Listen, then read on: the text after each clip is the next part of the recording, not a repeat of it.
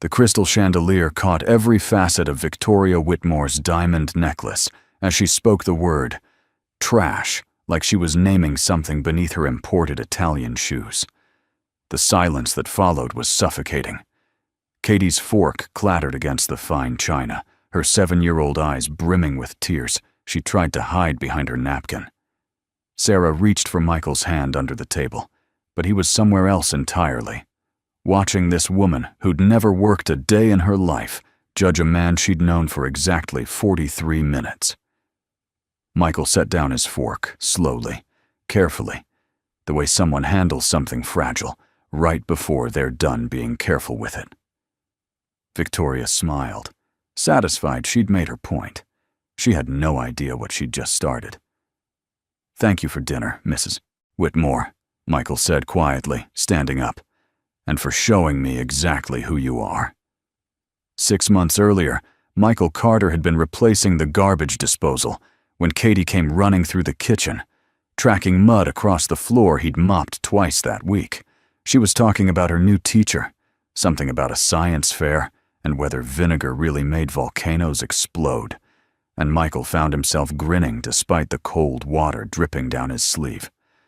The house was small, a 2-bedroom ranch where the neighbors still borrowed sugar and kids played street hockey until dark. It wasn't the penthouse he'd grown up in, but it was real. Katie grabbed his toolbox, insisting she could help, and Michael let her hand him the wrong wrench 3 times before gently showing her which one actually fit. The photo on the mantel caught the afternoon light. Catherine on their wedding day, mid-laugh at something he'd said.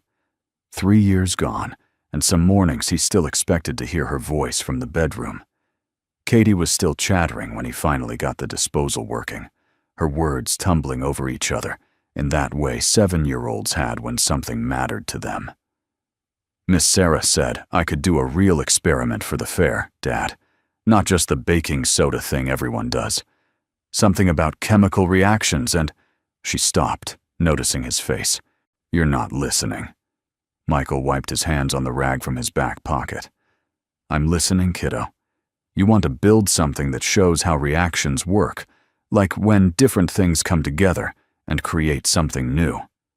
Katie nodded seriously. "Miss Sarah says the best scientists ask questions nobody else thinks to ask." Michael thought about that teacher who'd called parent-teacher conferences instead of just sending reports home. Sounds like Miss Sarah knows what she's talking about.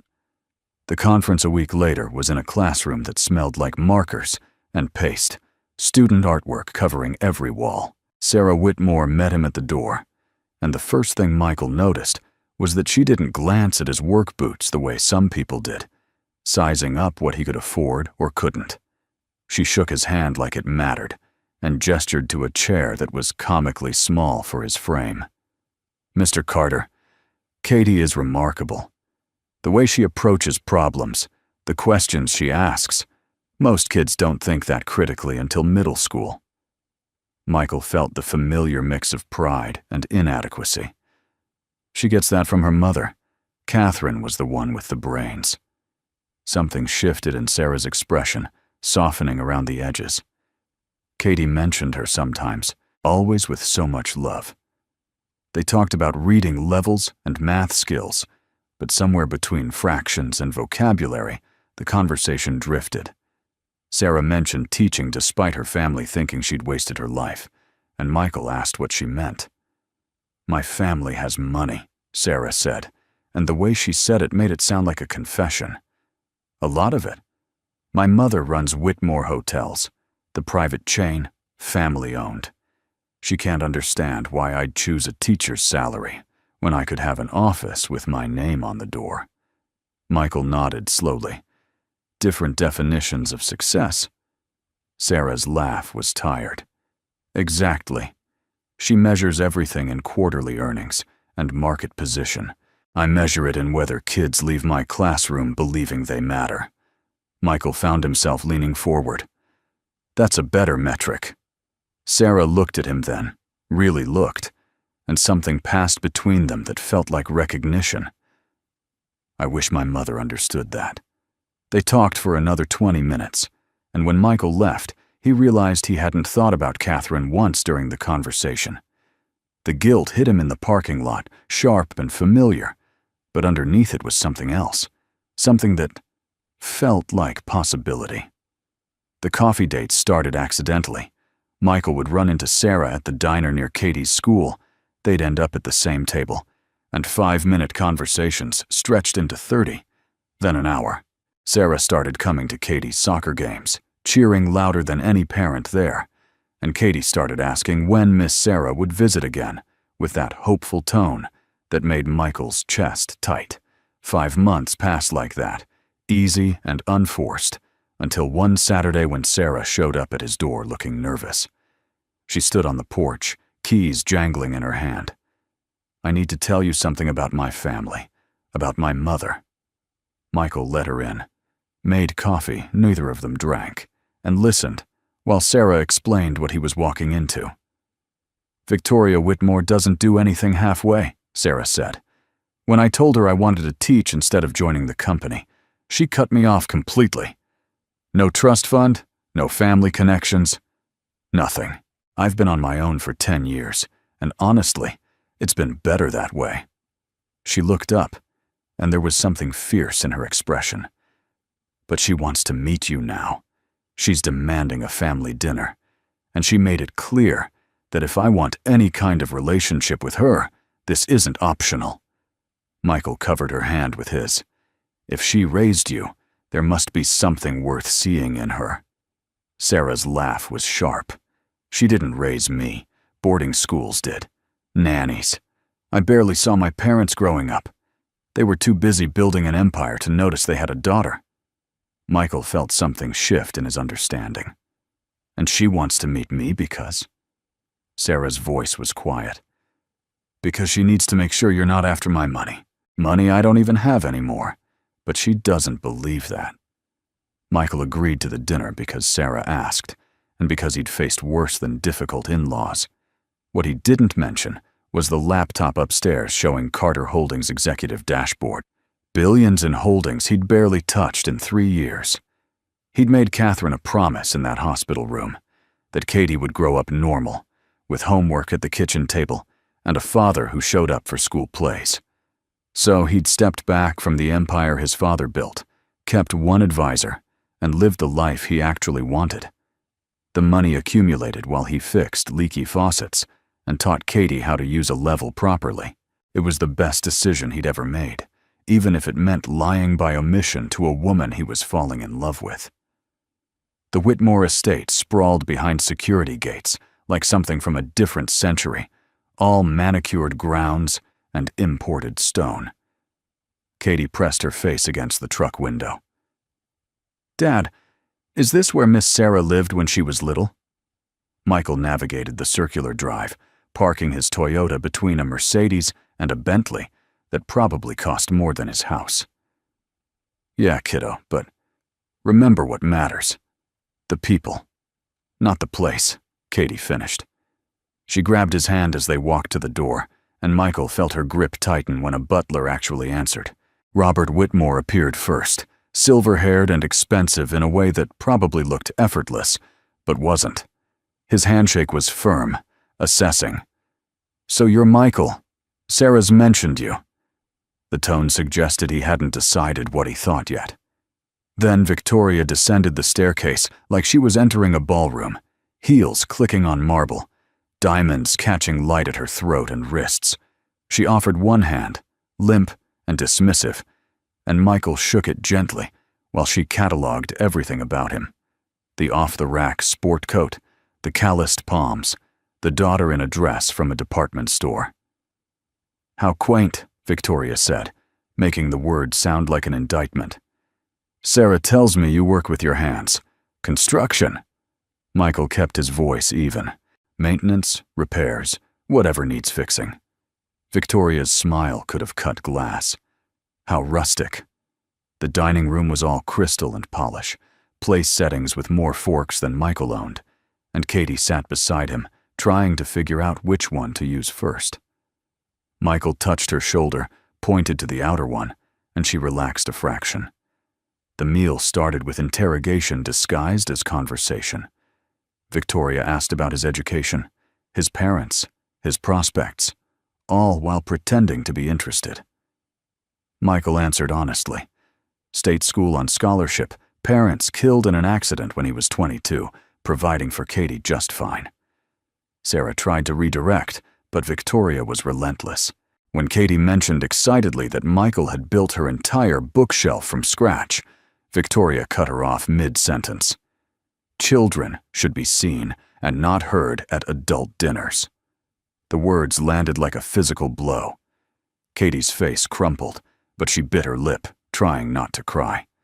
Michael's hand found her shoulder, steady and protective, while something cold and furious settled in his chest. Robert studied his wine like it held answers. Sarah's hands clenched white-knuckled in her lap. Victoria, apparently satisfied with the silence she'd created, turned her full attention to Michael. "Let me be frank, Mr. Carter. Sarah is a Whitmore. Do you understand what that means? Generations of success, reputation built on excellence. She could have anyone, doctors with prestigious practices, lawyers who argue before the Supreme Court, executives running Fortune 500 companies." Victoria set down her glass hard enough to make it ring. Instead, she brings home a handyman who fixes toilets. Sarah stood abruptly, her chair scraping.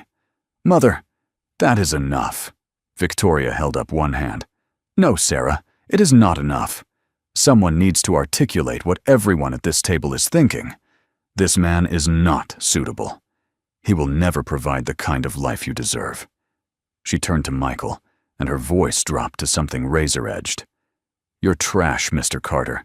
Trash in bargain clothing, pretending to be worthy of a woman like my daughter, and I will not allow this relationship to continue."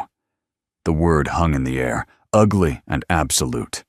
Katie's tears finally spilled over, silent and devastating. Sarah reached for Michael's arm, her own eyes shining with fury and grief. Robert looked like he wanted to disappear through the floor. Michael felt something fundamental shift inside him, a door closing on patience he'd been extending. He stood slowly, helping Katie from her chair, wiping her tears with the cloth napkin. When he spoke, his voice was soft, but carried weight. "Thank you for dinner, Mrs. Whitmore, and for clarifying exactly who you are." He took Katie's hand and walked toward the door, leaving the Whitmores and their crystal and their cruelty behind. Sarah caught them in the driveway, tears streaming. "Michael, I'm so sorry. I knew she'd be difficult, but I didn't think—" Michael stopped, pulled her into a hug while Katie clung to his leg. "Don't apologize for her, not ever." Sarah's voice broke. "She's destroyed everything good I've ever tried to build. When I chose teaching, she punished me. Now she's trying to ruin us because she can't control me anymore." Michael held her tighter. "She can't ruin anything unless we let her." Sarah pulled back, searching his face. "What are you going to do?" Michael looked at her seriously. "I'm going to tuck Katie in and remind her that people like Victoria Whitmore don't get to define worth. Then I'm going to make some calls." The way he said it made Sarah pause. "Calls about what?" Michael just kissed her forehead. "I'll explain everything soon. I promise." He didn't mention that those calls would involve buying Victoria's company. Didn't mention the billions sitting in accounts she didn't know existed. Some conversations couldn't happen yet. That night, after Katie finally fell asleep, still hiccuping from crying, Michael sat in his small office and opened his laptop. The Carter Holdings dashboard loaded. Billions in holdings. Real-time valuations across industries. He stared at the numbers his father had built, and he'd mostly ignored, feeling something crystallize. He picked up his phone. "James, it's Michael. I know it's late." James Rodriguez, his longtime advisor, and one of 3 people who knew Michael's real net worth, sounded immediately alert. "Michael, haven't heard from you directly in months. What's wrong?" Michael leaned back, eyes on Katie's closed bedroom door. "Remember Whitmore Hotels? The private family chain you flagged as financially vulnerable." Silence on the other end, then carefully, "Yeah, They're overextended, took on bad debt for expansions. Cash flow's getting tight. Why? Michael's voice was calm. I want a complete analysis by morning. Ownership structure, debt exposure, board composition, every vulnerability you can find. James was quiet for a long moment. Michael, in 13 years, you've never pursued a hostile acquisition. You've always built up, never torn down. What happened? Michael thought about Katie's tears, about Sarah's devastated face, about Victoria's casual cruelty. Someone called me trash in front of my daughter, James, judged me by my clothes, and decided I wasn't good enough. I think it's time she learned that worth isn't about what you inherit, it's what you do with it. James exhaled slowly. And you want to teach her that by buying her company. Michael's jaw tightened. I want to show her that actions have consequences, that you don't get to treat people like they're beneath you without repercussions. James was quiet then. What about Sarah, when she finds out you're secretly a billionaire? Michael closed his eyes. That's the part that keeps me up at night. But if I tell her now, it looks like I'm trying to impress them, prove Victoria wrong with money. I need to handle this first. James sighed. Your call, but this is going to cost you more than money. The analysis James sent by morning was thorough and damning. Whitmore Hotels was a private family corporation, which meant fewer disclosure requirements and less regulatory oversight. Victoria owned 60%, Robert owned 20%, Sarah's trust owned 15%, and various minority investors held the remaining 5%. The company had aggressively expanded into Miami and Dubai, taking on significant debt at unfavorable terms when interest rates were low. Now those rates had adjusted, cash flow was tight, and they were burning through reserves faster than revenue could replace them. The Miami property opening was meant to signal strength, but internally they were vulnerable. 3 board members were Victoria's loyalists, 2 were fence-sitters, and 4 had quietly expressed concerns about her leadership to investors. James's note at the bottom was succinct. She's one bad quarter from a crisis. If you push hard enough, she'll have to take your money or lose everything. Timeline: 4 to 6 weeks if you move aggressively. Michael sat with that information for a full day, wrestling with what he was about to do. Was this justice or revenge? Was he teaching a lesson, or proving he was just as capable of cruelty as Victoria? He thought about Catherine, about what she'd say if she could see him planning a hostile takeover of his girlfriend's mother's company. Then he thought about Katie's face at that dinner table, about the lesson his daughter would learn if he did nothing. Some things couldn't be tolerated, even in the name of taking the high road. He called James back. We move, but carefully. I don't want this to look like revenge. I want it to look like a failing company getting acquired by a superior operator who happens to know exactly how badly they need capital. James understood immediately. You want to let their crisis do the work. Michael nodded, though James couldn't see him. Exactly. They're headed for trouble anyway. We're just going to accelerate the timeline and make sure we're the only option when they finally admit they need help. The plan was surgical. First, Carter Holdings' investment arm began quietly shorting Whitmore's outstanding bonds, driving up their borrowing costs. Nothing illegal, just sophisticated market pressure. Second, they approached Whitmore's largest suppliers with more favorable terms, causing some vendors to request faster payment from Whitmore, straining cash flow further. Third, they started poaching key staff, the VP of Operations, the head of guest experience, the director of marketing, offering them better positions at Carter Properties. Victoria noticed the staff departures, got angry, tried to counteroffer, but couldn't match Carter's packages. By week 2, Whitmore's internal crisis was accelerating. Their CFO was panicking about cash flow. The Dubai property had cost overruns. The Miami opening was in jeopardy. Victoria called emergency board meetings, but her solutions all required capital they didn't have. Week 3, she quietly approached 2 investment banks about emergency financing. Both came back with terms that were borderline predatory. That's when James made the move. Carter Holdings submitted an offer directly to the board. Emergency capital injection of $300 million in exchange for 49% equity and restructured governance. It was aggressive, but not hostile. They'd save the company while leaving the Whitmores technically in control. Victoria rejected it immediately, too proud to accept help. The board overruled her for the first time in her career. 5 members voted to accept Carter's offer over Victoria's objections. She was furious, but legally powerless. The deal gave Michael minority control and 3 board seats.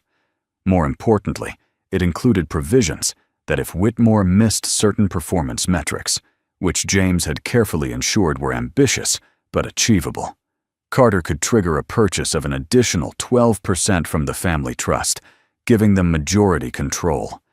Victoria signed because she had no choice, believing she'd never miss those metrics. She had no idea James had designed them to be missed. Through all of this, Michael's relationship with Sarah continued, but the lie sat between them, growing heavier. Coffee dates felt hollow when he was actively working to take control of her mother's company. Dinners at his place while Katie did homework nearby felt like fraud when he was hiding billions. Sarah asked once if everything was okay, and Michael said work was busy, which was true, but incomplete. The guilt ate at him, but he told himself it would be worth it when this was over. Katie noticed his distraction. One night, helping her with math homework, she looked at him seriously. "Dad, are you doing something about the mean lady?" Michael looked up, surprised. "What makes you think that?" Katie shrugged with a wisdom beyond 7 years. "You have the same face you had when you were fixing my bike after Bradley broke it, like you're solving something." Michael pulled her close. "Sometimes people need to learn that actions have consequences, kiddo." Katie thought about that. "Like when I pushed Bradley and you made me apologize and miss recess?" Michael smiled despite everything. "Something like that." 8 weeks after the dinner, Whitmore Hotels missed their first performance metric. Guest satisfaction scores dropped 3 points due to the staff departures Victoria hadn't adequately replaced. James triggered the contract provision. Carter Holdings exercised their option to purchase the additional 12% from Sarah's trust, which was managed by trustees who had a fiduciary duty to accept the above-market offer. Just like that, Michael owned 61% of Whitmore Hotels. Victoria found out in an emergency board meeting where the lawyers laid out the new reality. She looked like she'd been physically struck. "This is impossible. You can't just—" The lead attorney cut her off gently. "Mrs. Whitmore, the contract you signed was clear. Carter Holdings now holds majority ownership. They're requesting your resignation as CEO effective immediately." Victoria's face cycled through disbelief, rage, and something that might have been fear. Who is Carter Holdings? What corporate raiders think they can— The door opened, and Michael walked in wearing a suit that cost more than her monthly car payment, moving with the kind of confidence that came from owning the room. Victoria's mouth opened, closed, opened again without sound. "This is insane," she finally managed. "You're a construction worker. You drive a rusted truck. You live in a—" Michael's voice cut through her, sputtering, calm and professional. "I'm Michael David Carter, CEO of Carter Holdings. I inherited my father's company at 25. After my wife died 3 years ago, I stepped back from public life because I promised her our daughter would grow up normal. With soccer practice and parent-teacher conferences, not boarding schools and society functions. The work I do is real, Mrs. Whitmore. I enjoy it. But the money?" He gestured to the documents on the table. "That's real, too." Victoria looked like she might be sick.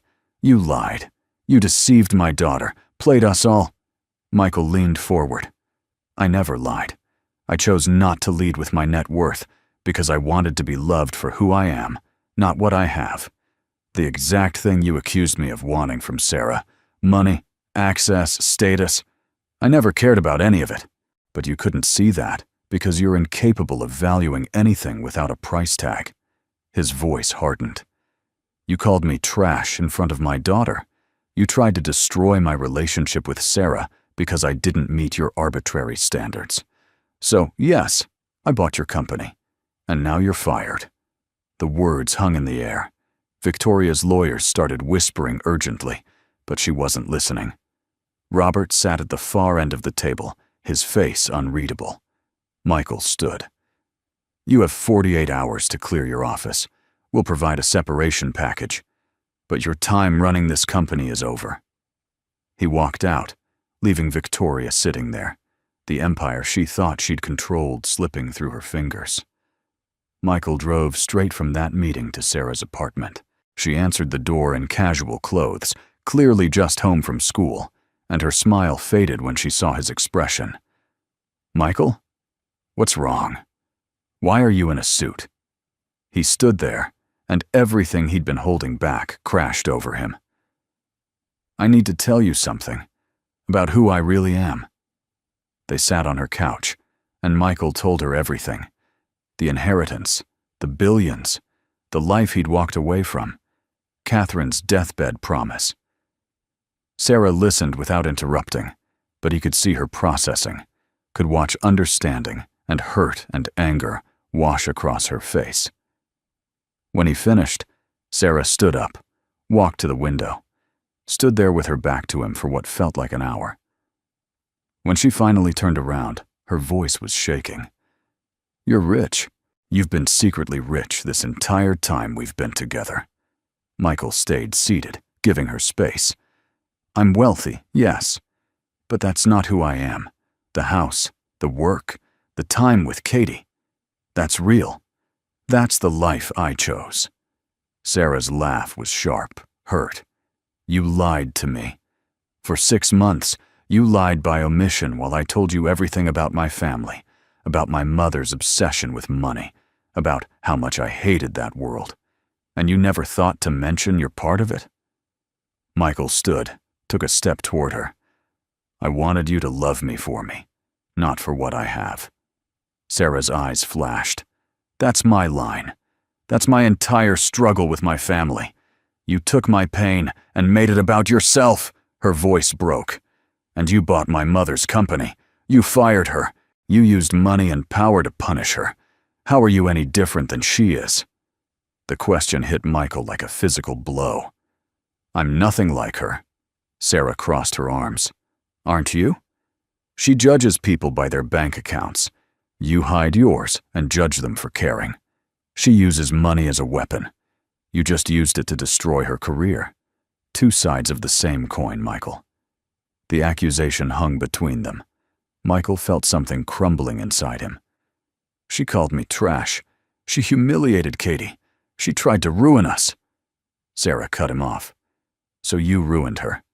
And you did it behind my back, without telling me, while pretending to be someone you're not. She wiped her eyes angrily. I need you to leave. I need time to process this. Michael felt panic rising. Sarah, please. Her voice was firm. Go. Now. Michael left, and the door closing behind him sounded like the end of something. He sat in his car for 20 minutes before he could drive, his hands shaking on the steering wheel. The next 3 weeks were the hardest of Michael's life. Sarah wouldn't return his calls, wouldn't answer texts, had clearly told the school to communicate with him via email only. Katie asked every day where Miss Sarah was, why she didn't come to her soccer game, whether she'd done something wrong. Michael tried to explain that grown-ups sometimes needed space to think, but Katie's questions haunted him. Meanwhile, news of the Whitmore acquisition spread through industry circles. Michael had thought he'd kept it quiet, but someone leaked it to the press. The story hit the business pages first. Billionaire goes undercover, buys mother-in-law's company after dinner insult. Then it went viral. The narrative was compelling. Rich guy pretends to be poor, gets insulted, buys woman's company for revenge. Social media exploded. Half the internet thought it was brilliant, justified revenge. The other half called it petty, cruel, an abuse of power. Business ethics professors wrote think pieces. The story made late-night TV. Stephen Colbert did a whole segment. Michael tried to ignore it, but the attention was relentless. Then the lawsuit started. Victoria sued personally for wrongful termination, fraud, intentional infliction of emotional distress. Minority shareholders sued, claiming Michael had manipulated the company's decline. Employees sued over the instability. Michael's lawyers assured him none of it had merit, but the PR damage was real. Carter Holdings' other properties faced protests. Articles questioned whether someone who'd used their wealth for personal vendettas should control major companies. Board members at his other holdings started asking uncomfortable questions. James sat him down after 2 weeks of crisis management. "Michael, you need to address this publicly. The silence is killing us. Every day you don't respond, the narrative gets worse." Michael sat in his real office, the one he'd avoided for years, and felt the weight of what he'd set in motion. "What do I say? That I did it to teach her a lesson? That makes me sound like a vindictive child." James leaned forward. "You say you made a mistake. You say you let anger drive you when you should have walked away. You say you're trying to figure out how to make it right." Michael thought about that, about Sarah refusing his calls, about Katie asking when things would be normal again, about Victoria's face in that boardroom, the moment he'd taken everything from her, about Catherine, who'd begged him to teach Katie kindness, not revenge. He'd been so sure he was right, so convinced he was teaching Victoria a lesson she needed to learn. But Sarah's question kept echoing. How are you different than she is? He'd used money and power to hurt someone who'd hurt him. He'd hidden his true self while judging others for caring about wealth. He'd made unilateral decisions about Sarah's family without even telling her. Maybe he wasn't that different. Maybe that's what Sarah had been trying to tell him. Michael looked at James. "Schedule a press conference and get me a meeting with Victoria. I need to fix this." James looked surprised. "Fix it how?" Michael stood, walked to the window overlooking the city. "I'm going to do what I should have done 8 weeks ago. I'm going to be honest." The press conference was at Whitmore's Miami flagship property, the one Victoria had been so excited to open. Michael stood at a podium in front of 50 reporters and started with the truth. 8 weeks ago, someone insulted me in front of my daughter, called me trash because I work with my hands instead of sitting in boardrooms. I was angry. I wanted justice. So I used my resources to acquire her company and fire her. He paused, letting that land. I told myself I was teaching a lesson about worth and dignity, that I was showing her actions have consequences. But the truth is simpler and uglier. I was hurt, and I hurt her back. I used wealth and power as weapons, exactly the thing I claimed to oppose. The reporters were scribbling furiously. Michael continued. I let anger drive me when I should have walked away. I made decisions about other people's lives without considering the full impact. I kept secrets from someone I love because I was afraid of being judged. And in the process, I became the thing I was fighting against. He looked directly at the cameras. To Victoria Whitmore, I'm sorry. You were wrong to judge me the way you did, but I was wrong to respond the way I did. To Sarah, I'm sorry I lied by omission and made decisions that affected your family without including you. You deserved honesty, and I was too afraid to give it to you. To the employees of Whitmore Hotels who've been caught in the middle of this, I'm sorry your workplace became a battleground. Michael pulled out papers from his jacket.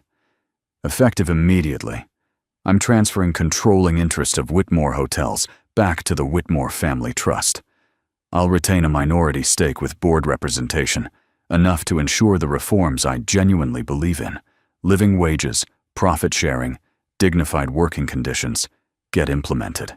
But the company belongs to the family who built it. The room erupted with questions, but Michael held up a hand. One more thing. I'm stepping back from active management of Carter Holdings for 6 months. I'm going to work with therapists to understand why I responded the way I did, to figure out how to use wealth responsibly, to learn how to handle conflict without weaponizing power. Because clearly, I don't have those answers yet. The press conference went viral even faster than the original story.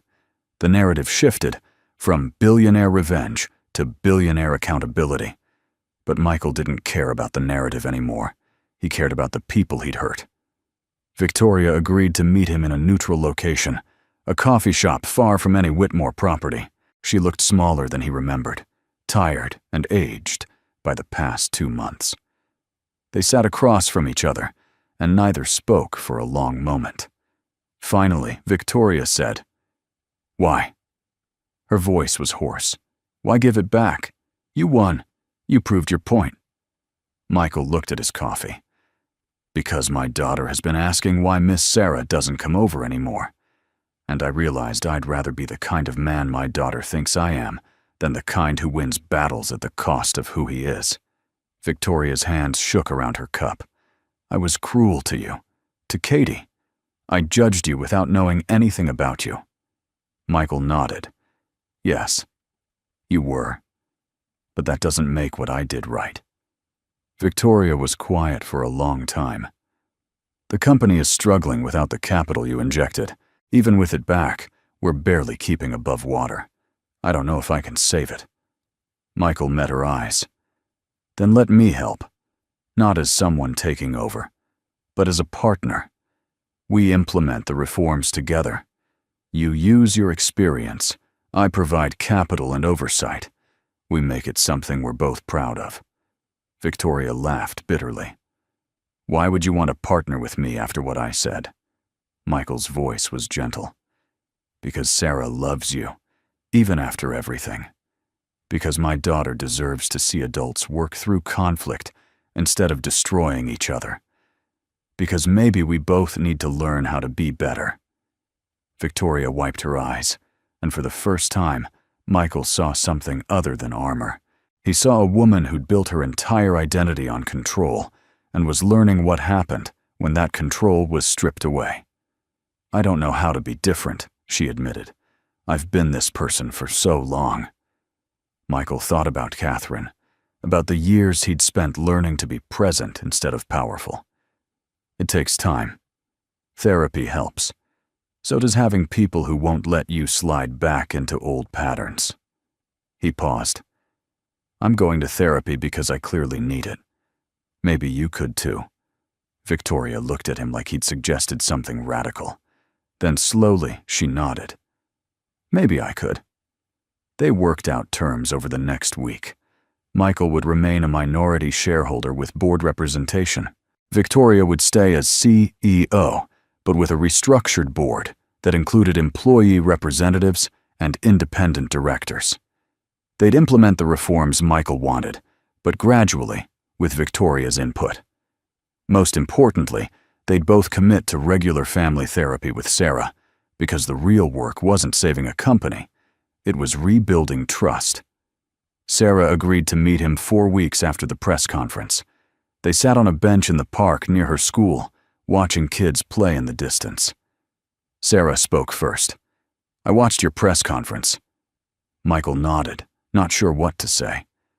"I've watched it maybe 30 times, actually, trying to figure out if you meant it, or if it was just damage control."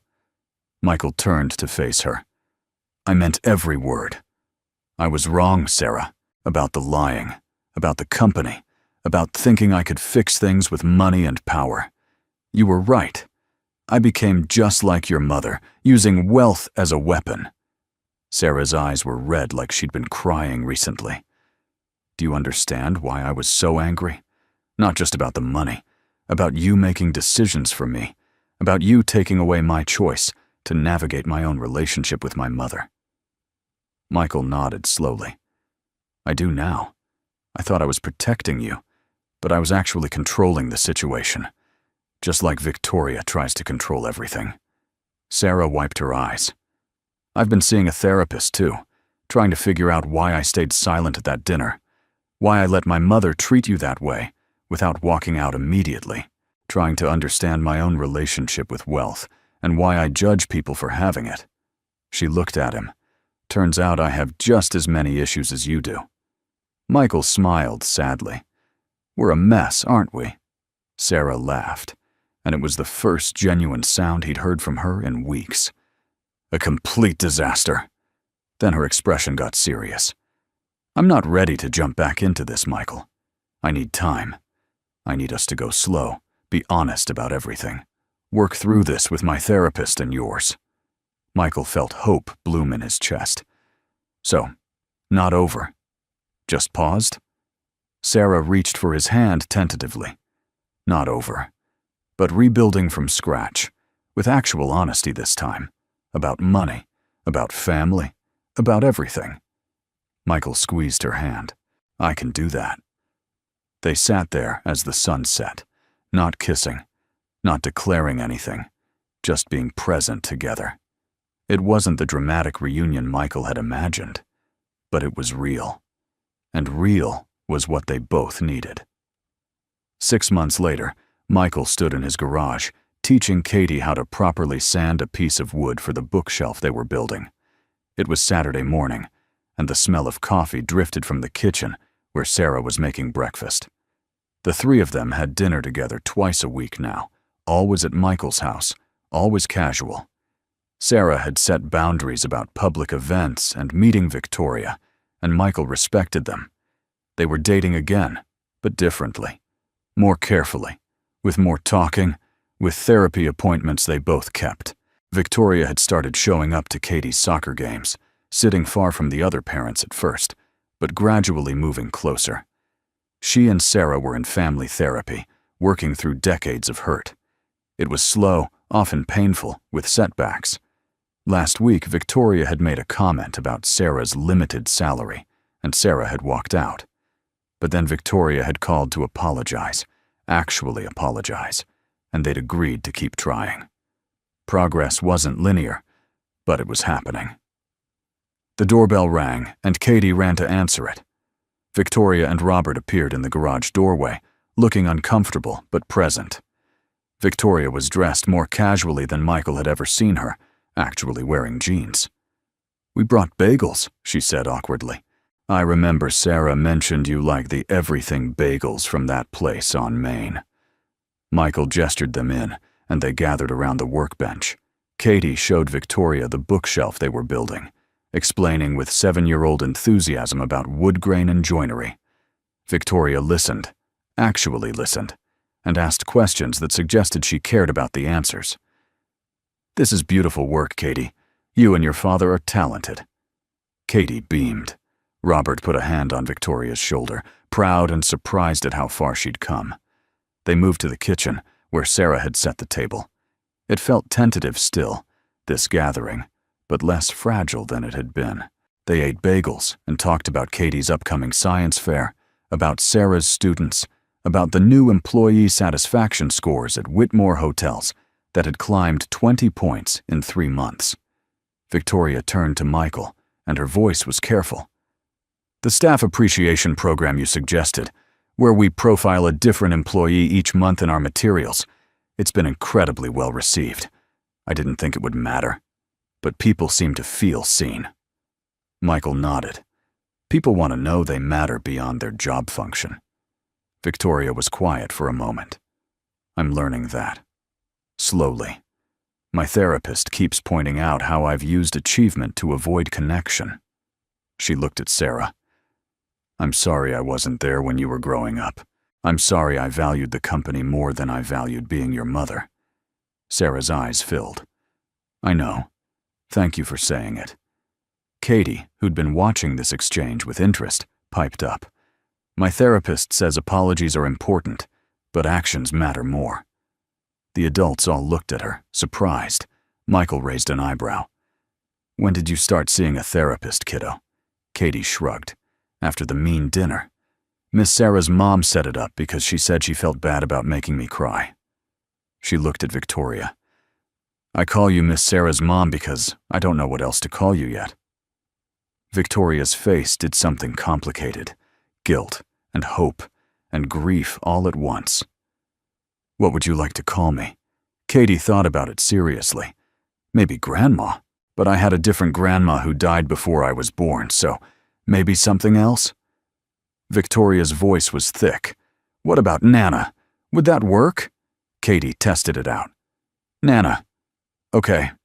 I like that. She turned back to her bagel like it was settled. The adults sat in stunned silence at how easily children could forgive when given space and honesty. After breakfast, they worked on the bookshelf together, Victoria asking questions about woodworking like she genuinely wanted to understand. Robert shared stories about his father, the bellhop who'd built an empire through grit and dignity. He'd be proud of what you're doing at the hotels now, he told Victoria quietly. The employee focus, that's who he was. Victoria nodded, and Michael saw her wipe her eyes. Later that afternoon, after Victoria and Robert had left, Sarah and Michael sat on the porch while Katie played in the yard. Sarah leaned against him, and he put his arm around her. This is harder than I thought it would be, she admitted, letting her back in, trusting she won't revert to who she was. Michael kissed her temple. She might. People slip. But she's trying, and that's more than she was doing 6 months ago. Sarah nodded. And you? How's your therapy going? Michael thought about his sessions, about unpacking why he'd felt the need to prove himself to Victoria, about learning the difference between justice and revenge. I'm learning I have control issues. Shocking, I know. Apparently losing Catherine made me afraid of being powerless, so I tried to control everything I could, including situations that weren't mine to control. Sarah squeezed his hand. We're both learning. That's what matters. They sat in comfortable silence, watching Katie chase butterflies.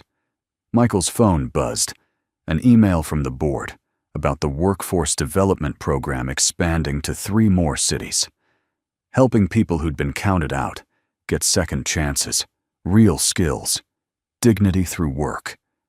That evening, after Katie was asleep and Sarah had gone home, Michael sat with Catherine's photo. I messed up, he told her picture. Got angry, used money like a weapon, almost lost Sarah and Katie both. But I'm trying to fix it, trying to be the man you believed I could be. He traced the frame gently. Katie calls Victoria Nana now. You'd probably think that's funny. The woman who called me trash is now helping build bookshelves in our garage. He smiled. You always said everyone deserves a chance to be better. I'm starting to understand what you meant. The house was quiet around him, the kind of quiet that felt peaceful instead of lonely. He thought about everything the past 6 months had taught him, that honesty was harder than hiding, that revenge felt good in the moment but corroded everything it touched, that real power wasn't in controlling others, but in controlling yourself. That wealth was just a tool, and tools could build up or tear down depending on the hand that wielded them. Michael walked through his small house, noticing details he'd stopped seeing. The scratches on the doorframe where they'd measured Katie's height, the worn spot on the couch where Sarah always sat, the photos that told the story of a life fully lived. This house, this ordinary life, was worth more than all the billions in all the accounts, not because poverty was virtuous, but because presence was. Because showing up mattered. Because Katie would remember woodworking in the garage and Sarah helping with homework, not stock portfolios or corporate takeovers. He thought about Victoria, struggling to learn in her 60s what should have been taught in childhood, that people mattered more than profits, that kindness was strength, that real respect couldn't be bought or inherited. He thought about himself, learning similar lessons despite having more resources than most people could imagine. Money amplified who you were, made your impact larger, but it didn't make you wiser or kinder or better. That work had to be done regardless of your bank balance. His phone lit up with a text from Sarah. Katie asked me today if I was her mom yet. I said maybe someday. Is that okay? Michael smiled, typed back. More than okay. Take whatever time you need. We'll be here. 3 dots appeared, disappeared, appeared again. I love you. Even when you're an idiot with boundary issues, and a savior complex. Michael laughed out loud in his quiet house. I love you too, even when you're right about my problems. He looked around his small living room, at the life he'd built with intention and care, at the man he was becoming through hard work and honesty. Victoria had called him trash. She'd meant it as an insult, a dismissal, a judgment of his worth. But trash was just another word for something someone else didn't value. And Michael had learned, through pain and mistakes and hard conversations, that other people's inability to see worth didn't diminish it. It just showed who needed better vision. The moon rose over his ordinary neighborhood, where kids still played in the street, and neighbors borrowed tools, and nobody cared about stock portfolios or corporate empires. Michael Carter, billionaire CEO, living in a 2-bedroom ranch, sat on his porch and thought about the future. Katie would grow up knowing her father showed up for every school event and also ran a company that treated people with dignity. Sarah would maybe, someday, be ready to build a life together without the secrets that had almost destroyed them. Victoria would continue her slow, difficult journey toward becoming someone who valued people over power. And Michael would keep doing therapy, keep being honest even when it was uncomfortable, keep using his resources to lift people up instead of tear them down. It wasn't the dramatic redemption arc that movies promised. It was slower, messier, more complicated. But it was real, and real was what Catherine had asked for, what Katie deserved, what Sarah needed, and what Michael was finally learning to be. Not perfect, not always right, but present, honest, and trying. In the end, that was worth more than all the money in the world.